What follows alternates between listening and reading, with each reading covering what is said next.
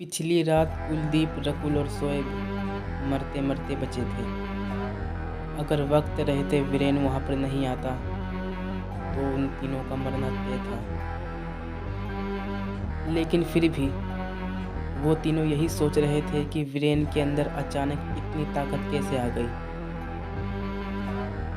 इस शैतान से लड़ना किसी आम इंसान के बस की बात तो नहीं है। फिर वीरेन कौन है? क्या वीरेन कोई आम इंसान नहीं है, या फिर वीरेन के अंदर कोई बहुत ज़्यादा दिव्य शक्तियाँ हैं? ये सब सोचते सोचते वो तीनों वीरेन की तरफ उसके पीछे निकल गए। और यहाँ वीरेन रोड पर खड़ा हुआ अब भी यही सोच रहा है कि मेरे अंदर इतनी ताकत कैसे आ गई। वीरेन ये सोचते हुए अपने आप से बोला,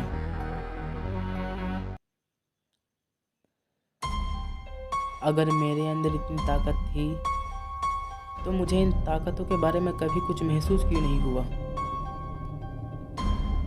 आखिर मैं इंसान हूँ या फिर? इससे पहले कि वीरेन आगे कुछ बोलता वहाँ पर वो तीनों भी आ गए।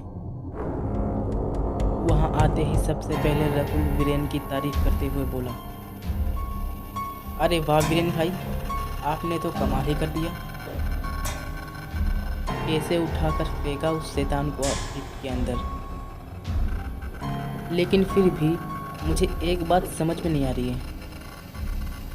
फिर वीरेन ने उससे पूछा, और वो क्या है? यही कि अचानक आपके अंदर इतनी ताकत कैसे आ गई। पहले कभी तो हमने आपके अंदर इतनी ताकत नहीं देखी और ना ही आपने दिखाया। तभी शोएब भी बोला, तुम्हारी ये ताकत हम लोगों ने आज पहली बार देखा है। तब वीरेन ने कहा, सर सच बताऊं तो मुझे भी नहीं पता कि मेरे अंदर इतनी ताकत कैसे आ गई। वो तो जब आप लोग मुसीबत में थे तब मेरे हाथ में। इससे पहले कि वीरेन आगे कुछ बोल पाता, रकुल ने उसकी बात को बीच में ही काटते हुए कहा, अरे ये सब बात तो हम लोग बाद में भी कर लेंगे। अभी मल्लिका को ढूंढना ज़्यादा ज़रूरी है। चलो मल्लिका को ढूंढते हैं। उसने वीरेन को कुछ बोलने का मौका ही नहीं दिया। फिर वीरेन ने भी कुछ नहीं बोला और वो सब वहाँ से निकल गए। थोड़ी दूर तक चलते चलते कुलदीप को कुछ आइडिया आया और उसने कुछ कहा, शोएब भैया, मुझे लगता है हम 4 लोग मिलकर मल्लिका को ढूंढ नहीं पाएंगे। हम लोगों को और भी लोगों की ज़रूरत है। तभी रकुल बोला, हाँ तो ठीक है ना, तू विपिन को बुला ले और वीरेन अपने सारे दोस्तों को बुला लेगा, और क्या। हाँ आइडिया तो ठीक है। वीरेन, यस सर, बोलिए। एक काम कर, तू अपने सारे दोस्तों को बुला ले। हम सब मिलकर ढूंढेंगे तो शायद मल्लिका के मिल जाने का ज़्यादा चांस है। रहेगा। ओके सर, मैं अभी बुलाता हूँ।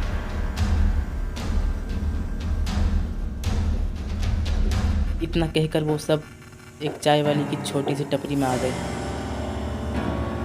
अरे अंकल, जल्दी से चाय लगा दो, दूध ठोक के, पानी रोक के, मलाई मसाला सब डाल दो। अरे भाई, इतना कुछ क्यों डलवा रहा है? कुलदीप ने कहा। अरे यार, मौसम देख एक बार। ऐसी मौसम में अगर ज़्यादा पानी वाला चाय पियेंगे तो तबीयत खराब हो जाएगी।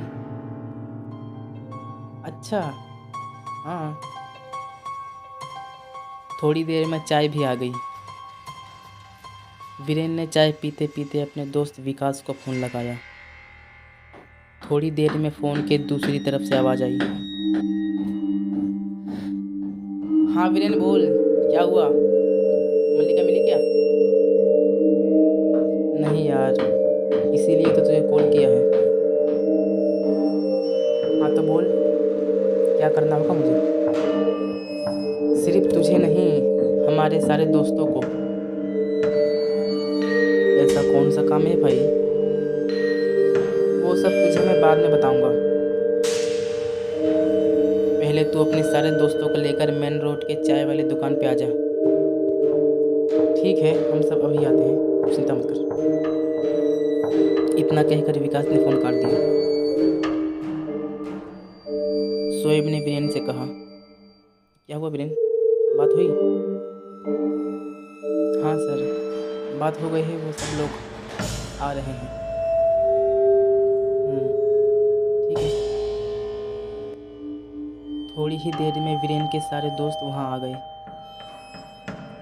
विकास, चिराग, विशाल, पूजा, विधिका, नव्या और जानवी भी।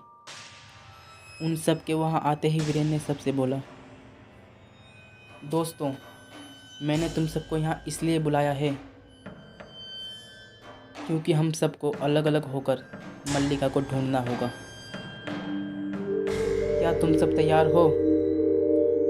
तो सब लोगों ने एक साथ कहा, हाँ हम सब तैयार हैं। तू बस बता हमें कहाँ जाना चाहिए मल्लिका को ढूंढने के लिए। तब वीरेन ने बोलना शुरू किया,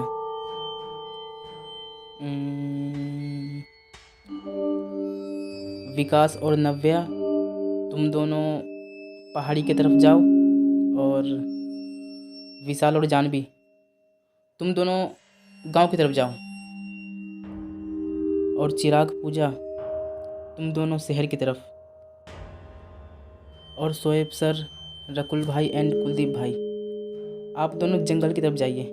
ओके? हाँ। पर हम दो कहाँ हैं? हम तो 3 हैं। ओह ओह, सॉरी भूल गया था, मैंने मतलब आप तीनों। ओके, जाओ जंगल की तरफ। मैं और विधिका पूरब दिशा की ओर जाते हैं। पूरब दिशा की ओर? पर ये तो कुमकुम भाग्य में। अब एक गधे रास्ते की बात कर रहा है। ओह, मुझे लगा। ठीक है। सब लोगों ने एक साथ कहा। इतना कहकर सब लोग अपने अपने बताए हुए रास्ते पर निकल गए।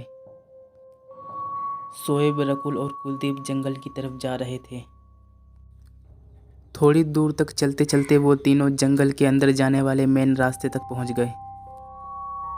लेकिन वहां पहुंचकर तीनों ने जैसे ही रास्ता देखा, वो तीनों शॉक्ड हो गए, क्योंकि जंगल की तरफ जाने वाला रास्ता तो सिर्फ एक होता था और हमेशा से ही एक था। लेकिन आज ये रास्ता अचानक 2 कैसे हो गया? रकुल ने शोएब से कहा, भैया, यहाँ तो एक ही रास्ता हुआ करता था, और ये दूसरा रास्ता कौन सा है? ये तो पहले कभी हमने देखा नहीं यहाँ पर। तभी कुलदीप ने कहा, भाई, मुझे तो ये किसी की जाल लगती है। एक काम करते हैं, हम सब अपने पहले वाले रास्ते से ही चलते हैं। तभी शोएब बोला, नहीं, हम लोग इसी रास्ते से जाएंगे, इस नए वाले रास्ते से। तभी रकुल डरते हुए बोला, लेकिन भैया, आप खुद ही देखिए एक बार, अपने पहले वाले रास्ते में तो दूर दूर तक पोल लगा हुआ है जिसमें लाइट जल रही है, लेकिन इस वाले रास्ते में तो दूर दूर तक अंधेरा ही अंधेरा है। इसमें एक भी लाइट क्यों नहीं जल रही? तभी शोएब बोला, कोई बात नहीं, सब लोग अपनी अपनी गन निकाल लो, हम सब इसी रास्ते से जा रहे हैं। इतना कहकर वो तीनों उस नए रास्ते पर निकल पड़ते हैं। थोड़ी दूर जाते जाते उन्हें एक पुरानी खंडहर जैसी हवेली दिखाई देती है। वह तीनों उस हवेली की तरफ चलते जाते हैं। आसमान में बहुत तेज बिजली कड़क रही है और चारों तरफ जंगल में भेड़ियों की चिल्लाने की आवाज़ें आ रही हैं। वो तीनों हवेली की दरवाजे के बहुत पास आ जाते हैं। अब क्या होगा कहानी में आगे? क्या ये तीनों हवेली के अंदर जाएंगे? क्या मल्लिका इसी हवेली के अंदर है? तो अब क्या होगा कहानी में आगे? इन सभी सवालों के जवाब जानने के लिए सुनिए हमारी कहानी द डेविल डेथ।